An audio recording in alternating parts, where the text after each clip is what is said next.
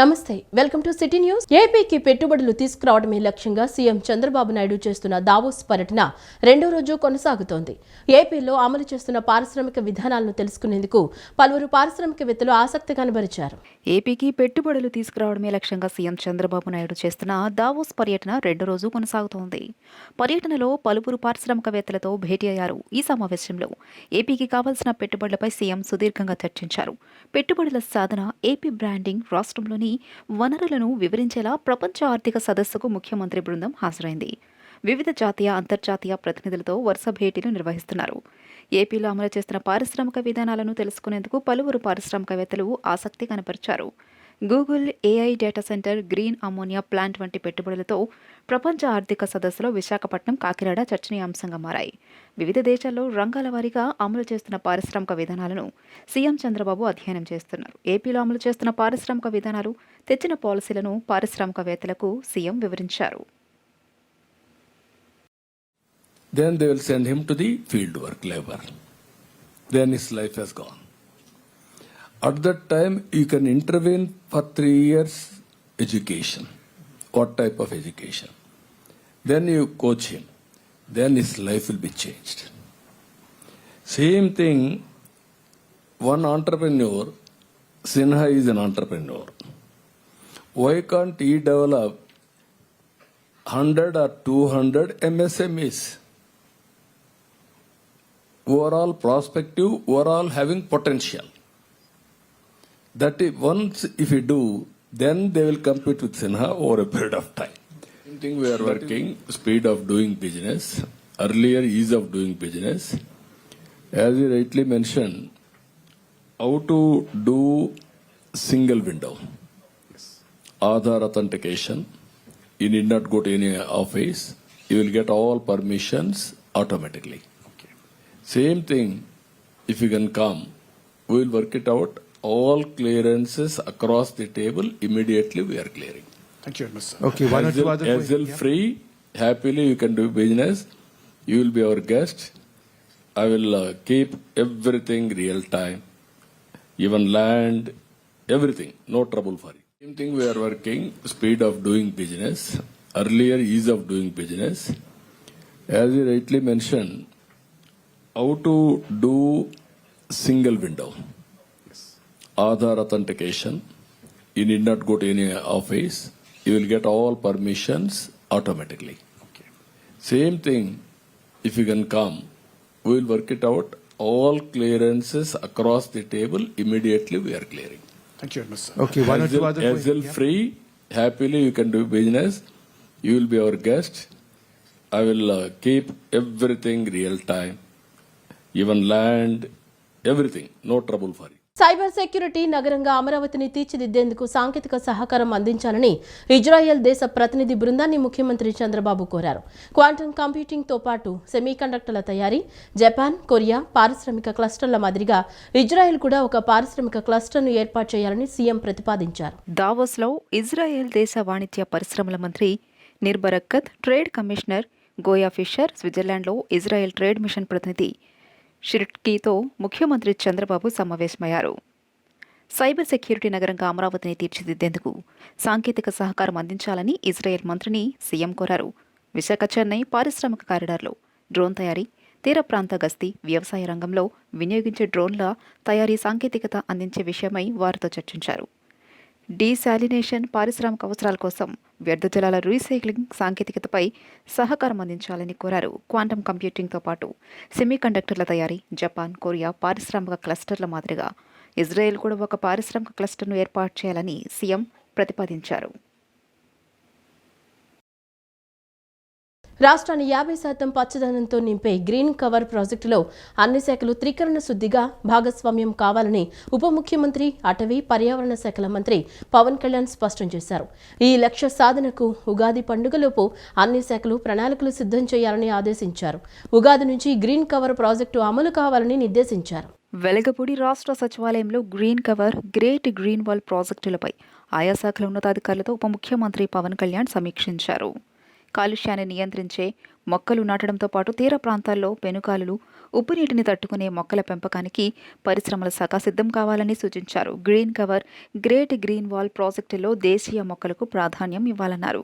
రాష్ట్రాన్ని 50% పచ్చదనంతో నింపే ఈ ప్రాజెక్టుకు సీఎం చంద్రబాబు నేతృత్వంలోని కూటమి ప్రభుత్వం అధిక ప్రాధాన్యం ఇస్తోందని స్పష్టం చేశారు. 2047 నాటికి ఈ లక్ష్యాన్ని సాధించాలి. ఇందుకోసం 32.60 లక్షల ఎకరాల్లో మొక్కలు నాటాల్సి ఉంది. ప్రస్తుతం రాష్ట్రంలో 30% గ్రీనరీ ఉండగా 2030 నాటికి 37% పచ్చదనాన్ని నింపాలని ఆదేశించారు. వచ్చే 4 ఏళ్లలో 7% గ్రీనరీ పెంచడానికి గాను దాదాపు 9 లక్షల హెక్టార్లలో మొక్కలు నాటాలని పవన్ అధికారులకు సూచించారు. ఈ యజ్ఞంలో అన్ని శాఖలు తమ వంతు పాత్ర పోషించడంతో పాటు 12% మొక్కలు నాటే బాధ్యతను ఉద్యాన శాఖ స్వీకరించాలని సూచించారు. ప్రతి మొక్క పర్యావరణ పరిరక్షణకు ఉపయోగపడాలన్నారు. అటవీ, పర్యావరణ, పంచాయతీరాజ్, గ్రామీణాభివృద్ధి, నీటిపారుదల, పాఠశాల విద్య, R&B, వ్యవసాయ, పరిశ్రమల శాఖ, రైల్వే, తదితర శాఖలు తమ పరిధిలో ఈ లక్ష్యాన్ని ప్రణాళికాబద్ధంగా ముందుకు తీసుకెళ్లాలని పవన్ ఆదేశించారు. జాతీయ, రాష్ట్ర రహదారులకు ఇరువైపులా మొక్కలు నాటాలి. 970 ఎకరాల తీర ప్రాంతంలో 40% అటవీ శాఖ పరిధిలో ఉండగా మిగతా భూభాగంలోనూ గ్రీన్ కవర్ చేపట్టాలి. రైతుల భూముల్లో దీర్ఘకాల ఫలాలు ఇచ్చేలా పండ్ల మొక్కలు పెంచాలి. కాలువలు, చెరువుల గట్లపైన తప్పనిసరిగా మొక్కలు నాటాలని సూచించారు. ఈ ప్రాజెక్టుకు నిధుల కేటాయింపుపై సీఎంతో చర్చిస్తామని తెలిపారు. వచ్చే నెల 5న జరిగే సమావేశానికి ఆయా శాఖలు పూర్తిస్థాయి ప్రణాళికలతో రావాలి అని పవన్ దిశానిర్దేశం చేశారు. ఏపీఎస్ఆర్టీసీ చరిత్రలో ఎన్నడూ లేని విధంగా రికార్డు స్థాయిలో ఒక్కరోజే 27.68 కోట్లను ఆర్జించింది. జనవరి 19న రికార్డు స్థాయిలో 50.60 లక్షల మంది ప్రయాణాలతో రికార్డు సృష్టించింది. అధికారులు, సిబ్బంది సమన్వయంతో పనిచేయడంతో రికార్డు స్థాయిలో ప్రయాణికులు ఆర్టీసీ బస్సులో ప్రయాణించడంతో పాటు అత్యధిక ఆదాయం పొందే అవకాశం కలిగిందని సంస్థ ఎండీ ద్వారకా తిరుమలరావు తెలిపారు. ఏపీఎస్ఆర్టీసీ చరిత్రలో ఎన్నడూ లేని విధంగా రికార్డు స్థాయిలో ఒక్కరోజే 27.68 కోట్ల రూపాయలను ఆర్జించింది. సంక్రాంతి పండుగకు సొంతూళ్లకు వచ్చిన వారిలో అత్యధిక శాతం 19న తిరుగు ప్రయాణమయ్యారు. వీరి కోసం ఆర్టీసీ పెద్ద సంఖ్యలో ప్రత్యేక బస్సులను ఏర్పాటు చేసింది. వీటిలో సాధారణ ఛార్జీలే వసూలు చేసింది. దీంతో 19న ఒక్కరోజే 50.60 లక్షల మంది ప్రయాణించగా సాధారణంగా రోజుకు సగటున 40 నుంచి 42 లక్షల మంది ప్రయాణిస్తారు. కానీ 19న రికార్డు స్థాయిలో 50.60 లక్షల మంది ప్రయాణాలతో రికార్డు సృష్టించింది. వీరిలో స్త్రీ శక్తి పథకాన్ని వినియోగించుకుని ప్రయాణించిన మహిళలు 28.68 లక్షల మంది ఉన్నారు. రోజువారీ సగటు రాబడి 19 నుంచి 20 కోట్ల రూపాయలు ఉండగా 19న 27.68 కోట్ల రూపాయల ఆదాయం వచ్చింది. ఇందులో స్త్రీ శక్తి పథకం ద్వారా ప్రయాణికులు పొందిన సబ్సిడీ 11.30 కోట్ల మేర ఉంటుంది. ఆర్టీసీలో నిత్యం నడిపే బస్సులు కాకుండా అదనంగా 800 బస్సులు ఉండగా వాటిని అన్నింటినీ 19న రోడ్డెక్కించారు. దూర ప్రాంత సర్వీసులు రాత్రులు మాత్రమే తిరుగుతాయి. పగలంతా డిపోలో ఉంటాయి. ఇటువంటి బస్సులన్నింటినీ ఆయా డిపోల పరిధిలోని 100 నుంచి 200 కిలోమీటర్ల దూరంలో ఉండే ప్రాంతాలకు పగలు కూడా నడిపారు. విజయవాడ నుంచి హైదరాబాద్కు రాత్రి బయలుదేరి వెళ్లిన బస్సులు మరుసటి రోజు ఉదయానికి అక్కడ చేరుకుంటాయి. అవి మళ్లీ రాత్రి అక్కడి నుంచి బయలుదేరతాయి. ఈసారి మాత్రం అలా ఉదయం హైదరాబాద్ చేరుకున్న బస్సులను వెంటనే బయలుదేరి మధ్యాహ్నానికి విజయవాడ వచ్చేలా చూశారు. ఇటువంటి ఏర్పాట్లతో రికార్డు స్థాయిలో ప్రయాణికులను గమ్యస్థానాలకు చేర్చేందుకు అవకాశం ఏర్పడింది. అధికారులు, సిబ్బంది సమన్వయంతో పనిచేయడంతో రికార్డు స్థాయిలో ప్రయాణికులు ఆర్టీసీ బస్సులో ప్రయాణించడంతో పాటు అత్యధిక ఆదాయం పొందే అవకాశం కలిగిందని సంస్థ ఎండీ ద్వారకా తిరుమలరావు తెలియజేశారు. ప్రజా సమస్యలు పరిష్కరించడంలో పెనమలూరు ఎమ్మెల్యే బోడే ప్రసాద్ రూటే సెపరేట్.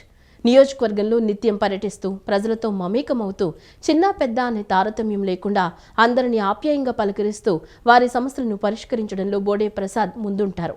ఇదే క్రమంలో డెలివరీ బాయ్స్ కష్టాలను తెలుసుకునేందుకు తానే డెలివరీ బాయ్ అవతారమెత్తి ఇంటింటికి వెళ్లి పార్సల్ను అందజేశారు. స్వయంగా ఎమ్మెల్యేనే తమ ఇంటికి వచ్చి పార్సల్ డెలివరీ ఇవ్వడంపై ప్రజలు ఆశ్చర్యంతో పాటు ఆనందాన్ని వ్యక్తం చేస్తున్నారు. కృష్ణా జిల్లా పెనమలూరు నియోజకవర్గ ఎమ్మెల్యే బోడే ప్రసాద్కు ప్రజా సమస్యలను సత్వరమే పరిష్కరిస్తారని ప్రజల్లో మంచి గుర్తింపు ఉంది. నియోజకవర్గంలో నిత్యం పర్యటిస్తూ ప్రజలతో మమేకమవుతూ చిన్న పెద్ద అనే తారతమ్యం లేకుండా అందరినీ ఆప్యాయంగా పలకరిస్తూ వారి సమస్యలను పరిష్కరించడంలో బోడే ప్రసాద్ ముందుంటారు. ఇదే క్రమంలో ఎమ్మెల్యే బోడే ప్రసాద్ డెలివరీ బాయ్గా మారి అందరినీ ఆశ్చర్యపరిచారు. 15 రోజుల క్రితం ఓ ఇంటికి వచ్చి ఆర్డర్ ఇచ్చిన ఆహారాన్ని అందించారు. పార్సల్ తీసుకున్న వారు డెలివరీ బాయ్ వచ్చిన ఎమ్మెల్యేను గుర్తించి ఆశ్చర్యపోయారు. ఎమ్మెల్యే కొన్ని రోజులుగా కానూరు, పోరంకి, యనమల కుదురులో ఇలా సేవలందించి డెలివరీ బాయ్స్ కష్టాలను తెలుసుకున్నట్లు తెలిసింది. ఈ విషయం మంగళవారం సామాజిక మాధ్యమాల్లో వైరల్ అయింది. ఈ సందర్భంగా ప్రసాద్ మాట్లాడుతూ డెలివరీ బాయ్స్ కష్టాలు, పని ఒత్తిడిని తెలుసుకున్నానని, వారికి ప్రజలు తగిన గౌరవం ఇవ్వాలన్నారు. స్వయంగా ఎమ్మెల్యేని ఇంటికి వచ్చి పార్సల్ డెలివరీ ఇవ్వడంపై పార్సల్ ఆర్డర్ ఇచ్చిన వారు ఒకంత ఆశ్చర్యంతో పాటు ఆనందాన్ని వ్యక్తం చేస్తున్నారు. ఎమ్మెల్యే బోడే ప్రసాద్ చేసిన వినూత్న ఆలోచన పట్ల ప్రజలు ప్రశంసలు కురిపిస్తున్నారు. నేను బోడే ప్రసాద్, కన్నూరు ఎమ్మెల్యే. నేను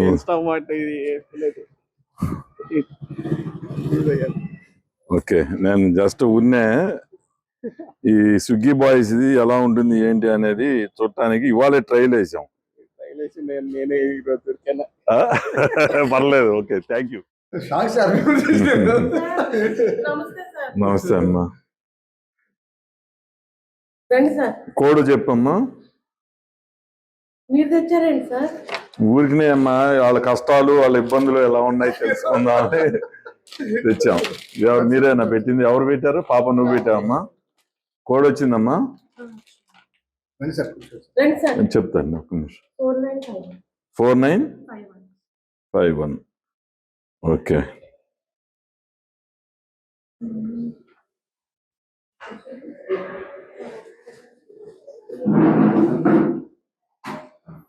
ఇట్లా పెడతా ఉంటారా?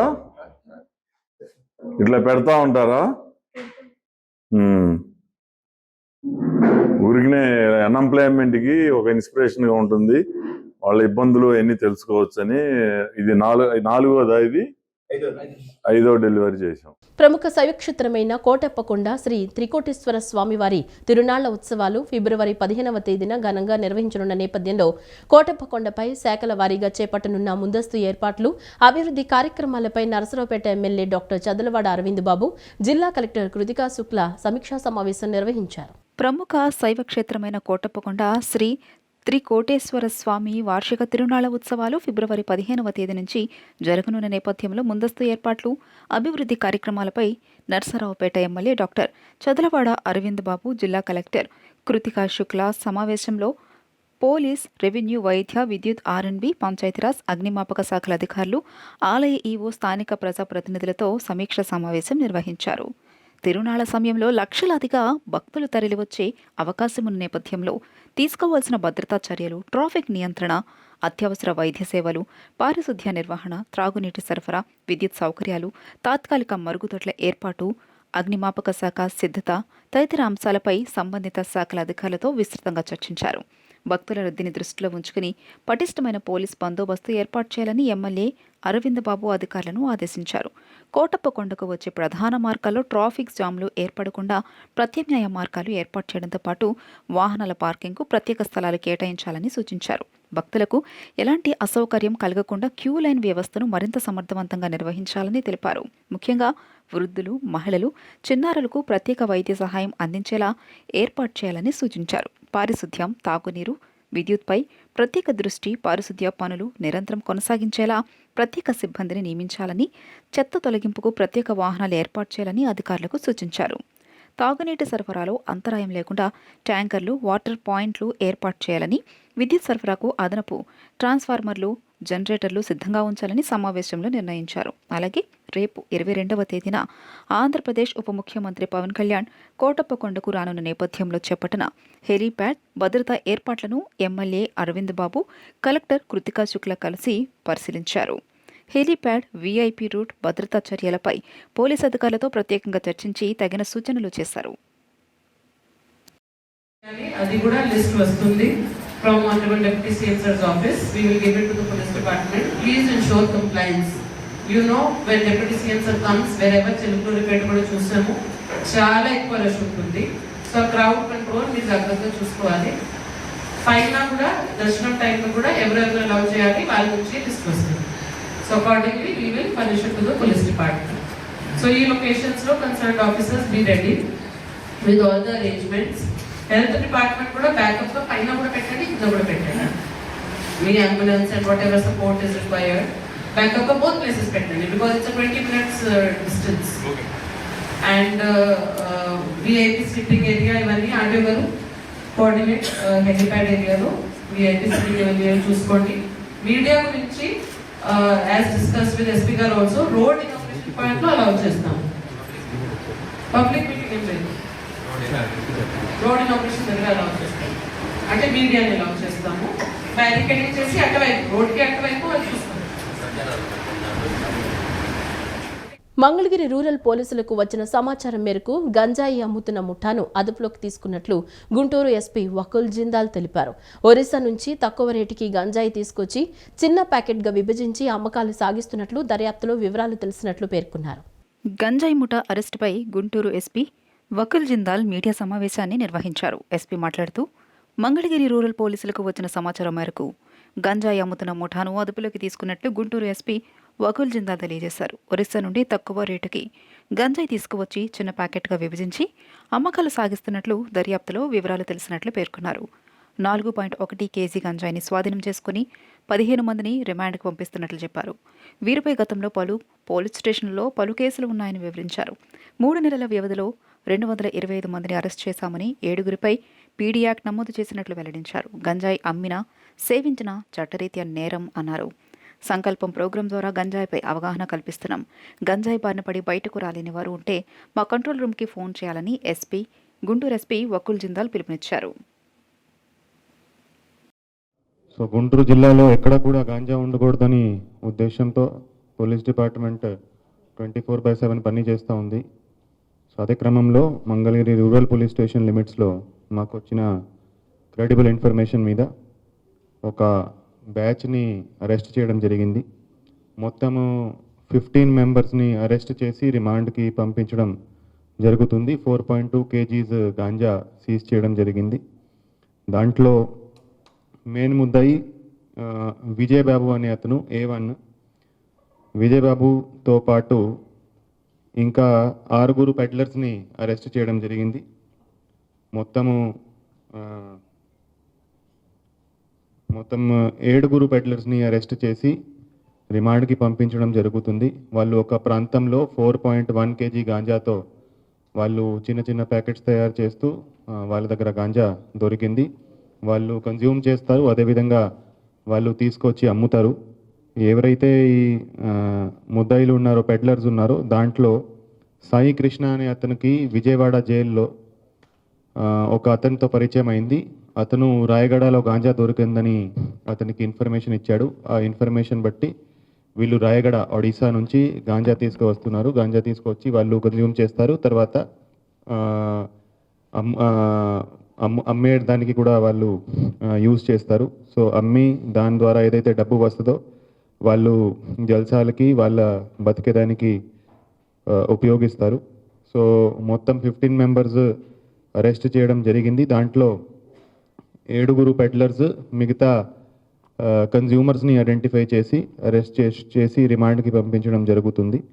సో గంజాయి మీద చాలా స్ట్రిక్ట్ యాక్షన్ తీసుకోవడం జరుగుతుంది. గంజాయి ఎక్కడ ఉన్నా ఖచ్చితంగా చాలా కఠినమైన చర్యలు తీసుకోవడం జరుగుతుంది. సో ఈ మంచి కేసు పట్టుకున్న, ఈ మంచి 15 మెంబర్స్ని అరెస్ట్ చేసిన మంగళగిరి రూరల్ సిఐ ఆధ్వర్యంలో మంగళగిరి రూరల్ ఎస్ఐ అండ్ వాళ్ళ టీంకి అందరికీ సర్టిఫికెట్స్ ఇచ్చి అభినందిస్తున్నాము. Thank you. బంగారం, వెండి ధరలు పరుగు ఆగట్లేదు. రోజు రోజుకి పెరుగుతూ కొత్త రికార్డులను అధిగమిస్తున్నాయి.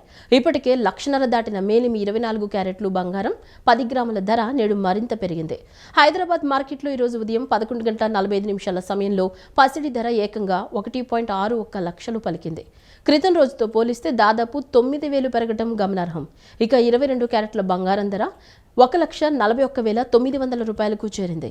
విజయవాడలో 24 క్యారెట్లు బంగారం 10 గ్రాముల ధర 1,54,800, 22 క్యారెట్లు బంగారం 10 గ్రాముల ధర 1,41,900గా ఉంది. మరోవైపు వెండి ధర కూడా దూసుకెళ్తోంది. నేటి మార్కెట్లో కిలో వెండి ధర హైదరాబాద్లో 3,30,000గా ఉండగా విజయవాడలో 3,40,100గా ఉంది. క్రితం రోజుతో పోలిస్తే ఇవాళ వెండి ధర దాదాపు 14,000 పెరిగింది. బంగారం, వెండి ధరల పరుగు ఆగడం లేదు. నేడు చరిత్రలోనే ఎన్నడూ లేని గరిష్ట స్థాయిలను ధరలు తాకాయి.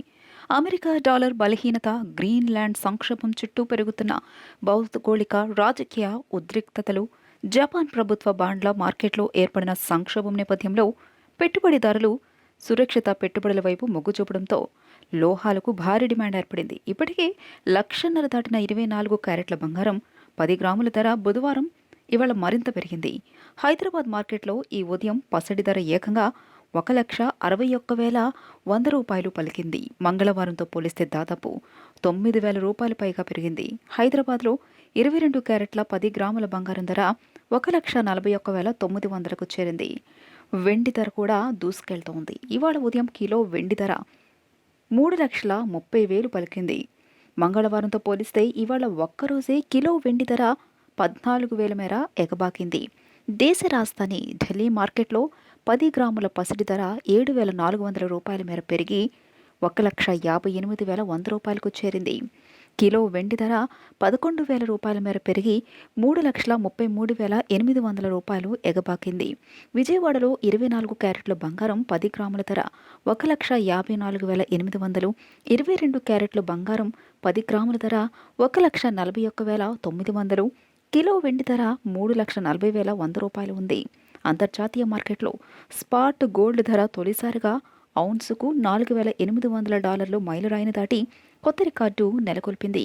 ఈ నేపథ్యంలో బంగారం పెట్టుబడిదారులకు అత్యంత నమ్మకమైన ఇన్వెస్ట్మెంట్గా మారింది. అదేవిధంగా వెండి ధర కూడా ఔన్సుకు $95.87 గరిష్ట స్థాయిని చేరుకుంది. ఈ పరిస్థితిలో బంగారం వెండిని మదుపర్లు సురక్షిత పెట్టుబడిగా భావించడం వల్ల వీటి ధరలు గణనీయంగా పెరుగుతున్నాయని బులియన్ మార్కెట్ విశ్లేషకులు చెబుతున్నారు. మరోవైపు సోలార్ విద్యుత్ సహా విద్యుత్ వాహనాల తయారీ రంగాల నుంచి వెండికి గిరాకీ పెరుగుతుండడం వల్ల దానికి విపరీతంగా డిమాండ్ ఏర్పడింది. గోల్డ్, సిల్వర్, ఈటీఎఫ్లలో మదుపరులు పెద్ద ఎత్తున కొనుగోళ్లు జరుపుతుండడం కూడా వీటి ధరల పెరుగుదలకు మరో కారణమని మార్కెట్ వర్గాలు అంచనా వేస్తున్నాయి. రాష్ట్రంలో కూటమి ప్రభుత్వం కరెంటు ఛార్జీల భారాలు పెంచడం తగ్గిస్తామని ప్రజలకిచ్చిన వాగ్దానాన్ని తుంగలో తొక్కిందని సిపిఎం పశ్చిమ నగర కార్యదర్శి బోయి సత్యబాబు విమర్శించారు.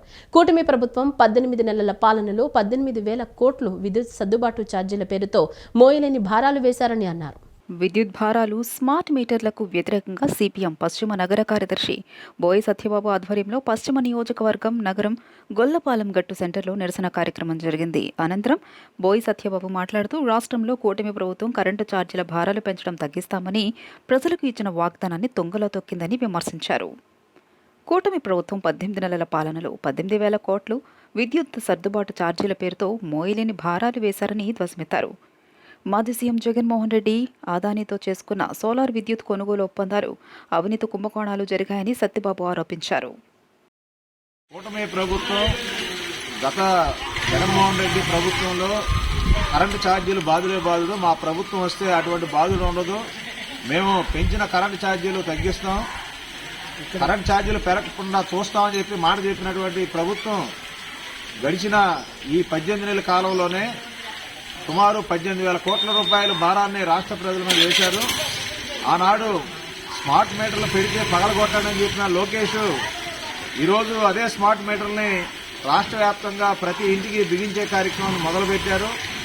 ఈ ప్రభుత్వం ఆంధ్ర రాష్ట్ర ప్రజలకు ఇచ్చిన మాటని తప్పి ఆదాని మీటర్లని పెట్టేదానికి, ఆదానికి ఇచ్చిన హామీలు అమలు చేసేదానికి పనిచేస్తుంది.